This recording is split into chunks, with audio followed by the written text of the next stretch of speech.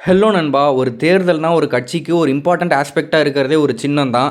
ஒரு சின்னம் தான் ஒரு கட்சிக்கு வந்து மிகப்பெரிய பலம்னு சொல்லலாம், தேர்தல்ல போட்டியிடும்போது. அந்த மாரி டிஎம்கேக்கு உதயசூரியனும், ஏடிஎம்கேக்கு வந்து ரெட்டலையும் இந்த மாரி நெறைய இருக்கு. ஸோ வரப்போற 2026 சட்டமன்ற தேர்தல்ல நம்ம தமிழக வெற்றிக் கழகம் சார்பா வந்து ஒரு பொது சின்னம் வந்து ஒதுக்க சொல்லி, தேர்தல் ஆணையத்தில வந்து நம்ம தாவேகா சார்புல வந்து மனு அளிச்சிருக்காங்க. கிட்டத்தட்ட 10 சின்னங்கள் வந்து இவங்க சார்புல இருந்து வந்து கேட்டிருக்காங்க. ஸோ அதிலிருந்து எங்களுக்கு ஏதாவது ஒரு சின்னம் வந்து வழங்குங்க அப்படின்னு சொல்லியும் கேட்டிருக்காங்க. இத வந்து தமிழக வெற்றிக் கழகம் நிர்வாகிகள் வந்து கையிலேயே வந்து வரைஞ்சும் குடுத்துருக்காங்கன்னு சொல்றாங்க. அந்த 10 சின்னத்தில விசில், அப்புறம் வந்து ஆட்டோ சின்னமும் அதில இருக்கு அப்படின்னு சொல்றாங்க. ஸோ எந்த சின்னம் அப்படின்றத சீக்கிரம் தேர்தல் ஆணையம் வந்து முடிவு செஞ்சு கொடுத்தா தான் தமிழக வெற்றிக் கழகம் சார்பில் இருந்தும் அந்த சின்னத்தை மக்களிடையே எடுத்து போய் சொல்லுவாங்க.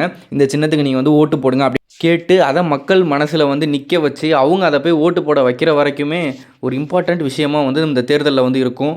பார்ப்போம் நம்ம தமிழக வெற்றிக் கழகத்துக்கு வந்து என்ன சின்னம் வந்து அமையுதுன்ட்டு. நம்ம சேனலை சப்ஸ்கிரைப் பண்ணிக்கோங்க. இந்த மாதிரி இம்பார்ட்டன்ட் நியூஸ்லாம் தெரியணும்னா. தேங்க்யூ நண்பா.